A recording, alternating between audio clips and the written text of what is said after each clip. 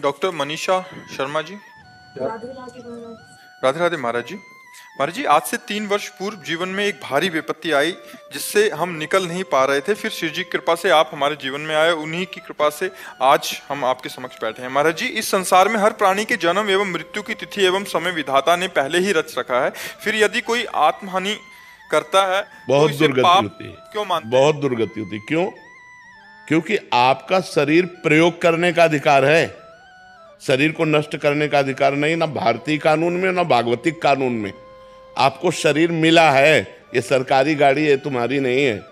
इससे परमार्थ की यात्रा करके भगवत प्राप्ति कर लो या बुरे आचरण करके नरक प्राप्त कर लो, इसके लिए तुम स्वतंत्र हो, लेकिन इसको नष्ट नहीं कर सकते। अगर इसे नष्ट करने की चेष्टा की तो भारतीय कानून भी तुम्हें बंदी बना लेगा और सरकारी जो भागवतिक कानून है वो तो तुम्हारी दुर्गति हो ही जाएगी। आत्महनन गति जाए, आत्म में बहुत बड़ा पाप है, ऐसे नहीं करना चाहिए। ये शरीर मिला है, दुख सुख भोग करके भगवान की प्राप्ति करो, नाम जप करो, जो प्रारब्धानुसार शुभ अशुभ कर्मों का फल आवे उसे भगवान का कृपा प्रसाद मान के भोग लो और जीवन को भगवान की इच्छा से पूर्ण करो। अपनी इच्छा से पूर्ण करोगे तो आत्महत्या मानी जाएगी। महाराज जी, ये पूछना चाहती हूँ कि यदि कोई आत्मा हानि करता है तो ये भी तो विधाता ने ही रचा है। नहीं नहीं, ये विधाता ने नहीं रचा, ये मन ने रचा है, ये मन ने रचा है। जो पाप कर्म किए जाते हैं वो निगेटिव चिंतन पैदा करते हैं, नकारात्मक सोच पैदा करते हैं, वही डिप्रेशन में ले जाते हैं, वही सुसाइड का प्रेरणा करता है। आप गुप्त रूप से पाप करते रहो, आपका मन ही आपको दंड देगा। आपका मन ही बोलेगा फांसी लगा लो, आपका मन ही कहेगा गोली मार लो, आपका मन ही कहेगा जहर खा लो, आपका मन ही कहेगा रेल की पटरी में लेट जाओ, क्योंकि तुमने पाप कर्म किया। पाप कर्म के कारण तुम्हारी आयु क्षीण हो गई और वो अधोगति को प्राप्त हो रहा है। यह भागवतिक विधान नहीं होता, अकाल मृत्यु भागवतिक विधान नहीं होता, आत्मा भागवतिक विधान नहीं होता। ये हमारे कर्मों का विशेष फल होता है। कोई महान अपराध, महत अपराध बन गया जिससे आत्महत्या का योग लगा। लेकिन महाराज जी, यदि कोई खुद को बेगुनाह साबित करने के लिए कर लेता है, उसका पूर्व पाप है। ऐसा नहीं, बेगुनाह साबित करने के लिए हम आत्महत्या नहीं कर सकते। बेगुनाह साबित करने के लिए हमने अपना प्रयास किया, इसके बाद अगर हमें दंड मिलता है तो उस पाप का दंड मिलता है जिसका हमने भोग नहीं भोगा। कोई गुप्त पाप है और वो पूर्व का पाप, अभी हम अपराधी नहीं हैं लेकिन मुझे सजा मिल रही है तो मेरे पाप का ही फल भोगने को मिल रहा है, अन्य नहीं। मुझे चाहिए आत्महत्या ना करके उस दंड को स्वीकार करके हम भोग लें, चाहे भले फांसी क्यों ना मिले, तो हमारा पूर्व का सारा पाप नष्ट हो जाएगा, हमें भगवान की कृपा प्राप्त होगी। हमें आत्महत्या करने का अधिकार कदापि नहीं, किसी भी परिस्थिति में नहीं है। शास्त्र ऐसी आज्ञा नहीं करते, नहीं, कदापि नहीं। अगर आप निर्दोष हैं और फिर आपको सजा मिलती है, आपको दंड मिलता है, तो आपके उस पाप का फल है जो कोई पाप नहीं जानता। आपने वो पाप किया और कोई जानता नहीं, उसकी कोई प्रायश्चित नहीं, उसकी कोई सजा नहीं, वो पाप आकर के आपको यहां निर्दोष स्थिति में दंड प्रदान कर रहा है। एक हम आपको कथा सुनाते हैं, प्रगट की है, उसे कथानक रूप में कहा गया। एक स्वर्णकार था, वो बहुत बेईमानी से सोने का काम करता था, मिलावट करके असली सोना रख लेना और नकली बना करके देना, ऐसा। और 2 राजकीय कर्मचारी आते थे उसके यहाँ, पुलिस वाले, वहीं रात्रि में सोते खाते पीते, गश्त लगाने वाले जो होते। धीरे धीरे मित्रता हुई और धीरे धीरे सारी पोल हो जान गए स्वर्णकार की, और सब पता चलने लगा कि इतनी संपत्ति इसके पास है। अब उन दोनों ने एक दिन प्लान किया कि स्वर्णकार को मार देते हैं, और सब जेवर और सब बॉक्स में बंद करके निकले। तो सामने वाला लघुशंका करने के लिए निकला, सामने वो मकान वाला, उसने देखा तो चोर जो होता है वो सशंकित नेत्र वाला होता है। तो पुलिस वाले सशंकित नेत्र में, तो उनका तुम कुछ गड़बड़ करके आ रहे हो, रात्रि में निकल रहे हो। तो उनका जाओ तुम अपना काम करो। तो वो बोले नहीं, हम हल्ला मचा देंगे। तो उनका सुनो, कुछ साझेदार बन जाओ, हम तुम्हें दे देंगे लेकिन तुम चुप रहो। बोले हम बेईमान आदमी नहीं है, हम ईमानदार आदमी हैं। और वो लड़ गया। जब लड़ गया तो उनको केस बनाने में देर न लगी, वो बक्सा उसके पास रख दिया और तुरंत हल्ला मचा दिया और कहा इसने स्वर्णकार को मारा है, स्वर्ण लिए जा रहा था, मैंने गिरफ्तार किया। पूरा का पूरा केस उसके ऊपर आ गया। अब उसको बंदी बना लिया गया। गवाही पुलिस वाले कि इसको हमने घर से निकलते देखा है और ये बॉक्स उसकी चोरी का है और इसने स्वर्णकार को मार दिया, और केस पुलिस वालों ने किया था। और ठोक दिया सामने वाले के। अब जब जज के सामने पेश किया गया तो सारी साक्षी उसी के खिलाफ थे, जो सत्य आदमी था। तो उसने रो के कहा जज से कि आप जो सजा देंगे वो तो भोगना ही पड़ेगा, क्योंकि साक्ष्य हमारे खिलाफ है, लेकिन मैं हृदय से कहता हूं मैंने पाप नहीं किया, ना मैंने उसे मारा है, ना मैंने चोरी की है, मैंने ऐसा ऐसा बोला तो मुझे फंसा दिया गया। तो जज के अंदर भगवान बैठे, उन्होंने कहा कि ठीक है हम इसे और खींचते हैं, तारीखें और दी। और एक दिन एक आदमी जो ऐसे ही फुटपाथ में मर गया था, उसके साथ उस जिसके साथ मुकदमा चल रहा था सत्य आदमी को, उसको पुलिस वालों को साथ दिया कि आप इसका अंतिम संस्कार कराएं। जब अंतिम संस्कार करने के लिए गए तो एकांत में कहा कि देखा, कह रहा था हमारी बात मान जाते तो कुछ हिस्सेदार बन जाते और आराम से मौज लेते, हमारी बात नहीं मानी ना, फंस गया ना, अब फांसी होगी तेरे को। और उनके जो सत्य आदमी था उसके पास वो वीडियो बनाने वाला कैमरा लगा दिया गया था। जज ने सफाई के लिए जब वो गया पूरा वीडियो सहित पेश किया, तो सत्य आदमी तो निर्दोष था ही।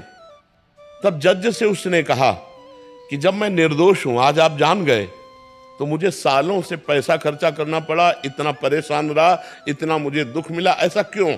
क्योंकि मैं निर्दोष हूं, अब तो जान गए हो ना आप। तो जज ने कहा सत्य बताना, इस जन्म में तुमने कोई ऐसा पाप किया है जिसकी सजा ना मिली हो और जिसका प्रायश्चित न किया हो? उसी का दंड आपको यहां निर्दोष होने पर प्राप्त हो रहा है, आप सत्य बताना। तो उसने अपनी घटना बताई, तो वो मृत्यु दंड इधर आकर के उसको फंसाकर इतना दंड दे रहा था। तो ये बात समझ लो कि जो पाप आप लोग भ्रूण हत्या करते हैं, गर्भ हत्या करते हैं, इसका प्रायश्चित करते हैं, और जब इनका परिणाम आता है तो बोले हम निर्दोष थे। जो आप पाप करोगे उसका दंड भोगना पड़ेगा, आज नहीं तो कल, और ऐसी जगह भोगना पड़ेगा जहां आपने पाप नहीं किया। हम मानते हैं 100% आप सत्य हो, लेकिन आपका पूर्व का वो गुप्त पाप आपकी ऐसी तैसी कर देगा। इसलिए डरो, पाप कर्मों से डरो। अगर हमसे कोई पाप कर्म नहीं होंगे तो हमारी कोई समस्या नहीं होगी। अवश्य में भोक्तव्यम कर्तम कर्म शुभाशुभम, शुभ और अशुभ कर्म अवश्य भोगने होते, चाहे कोई भी हो, चाहे संत महात्मा ही क्यों ना हो, बड़े बड़ों को भोगना पड़ता है। इसलिए कोई यहां भगवत विधान में छल कपट नहीं चल सकता। आज तुम निर्दोष हो, कसम खा के कह सकते हो, लेकिन कल का पाप तुम्हें आज फंसा रहा है, इसको कैसे बता सकते हो तुम? इसको कैसे जान सकते हो तुम? अभय प्रताप सिंह जी। श्री हरिवंश जी। राधे राधे महाराज जी। महाराज जी, मेरा प्रश्न है कि दुख और प्रतिकूल परिस्थितियों में भी भगवत कृपा का अनुभव कैसे होता है और कैसे करें? जब खूब नाम जप करोगे, जब खूब नाम जप करोगे तब कृपा का अनुभव होगा। और जब तक भजन नहीं करोगे तब तक ये बात समझ में नहीं आएगी। ये बुद्धि से समझ में नहीं आती, ये स्थिति से समझ में आती है। जब स्थिति होती है तब समझ में आती है। ठीक है ना? खूब नाम जप करो, भगवान के नाम जप से ऐसी स्थिति आ जाती है कि सब दुखों को आनंद पूर्वक सहा जा सकता है। प्रहलाद जी 5 वर्ष के बालक हैं, महान भक्त हुए।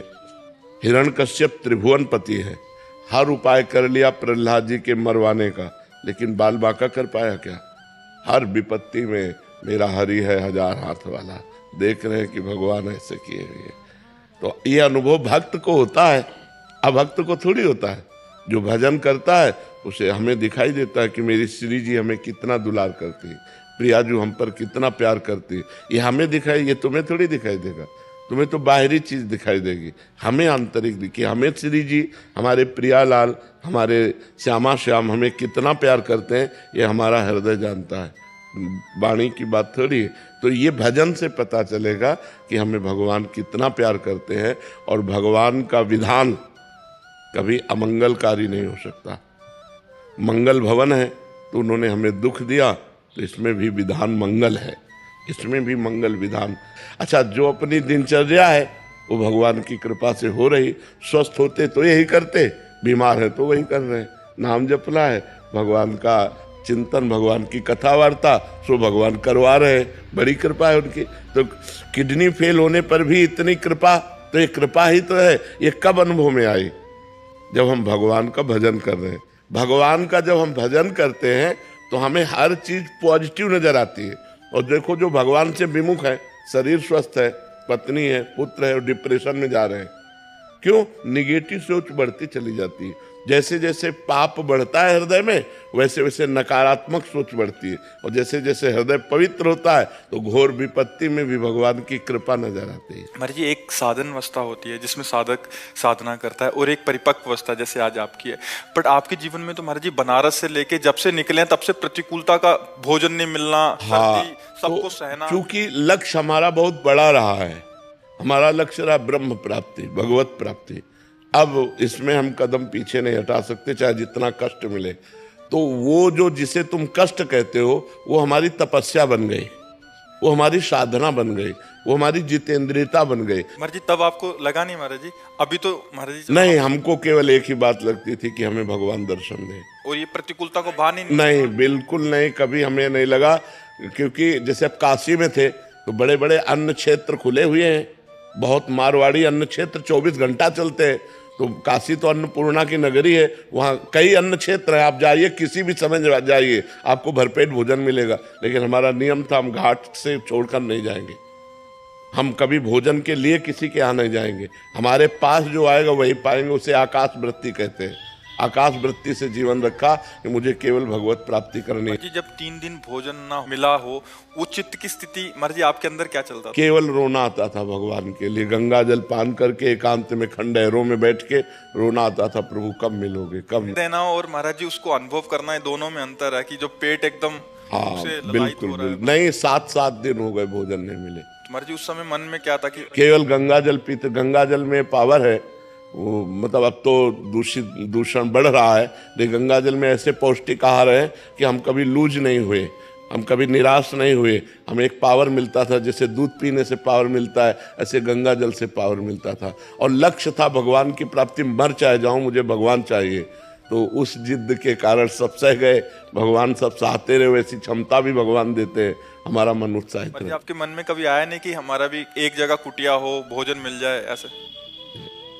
कभी हमारे मन में ऐसा नहीं आया। ये वृंदावन में व्यवस्था भगवान ने जब कर दी कि अब अखंड वृंदावन वास करना है, जब हमारी किडनी खराब हुई, ये परमात्मा की, इन रूपों में परमात्मा ही तो प्यार कर रहा है। अगर हमने परमात्मा को जीवन दिया तो परमात्मा लाखों रूपों में हमें प्यार करता है।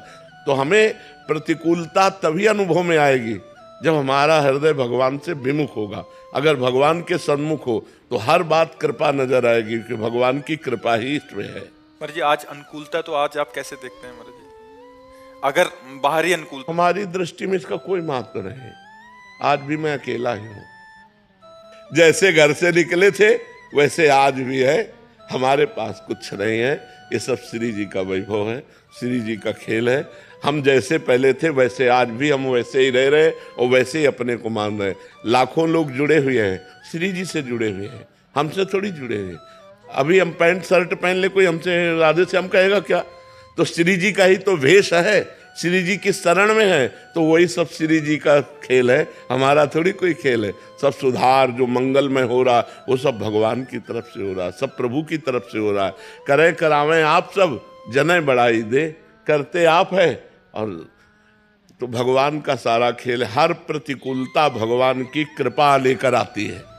ये बात तभी समझ में आएगी जब भजन करोगे। नहीं, विपत्ति, दुख और प्रतिकूलता से डर लगता है, नहीं लगता कि भजन करूं कभी प्रतिकूलता न मिले, कभी दुख न मिले, कभी विपत्ति न मिले। लेकिन सही पूछो तो विपत्ति और दुख और प्रतिकूलता में जो भगवान के प्रति रोना आता है वो और कभी नहीं आता।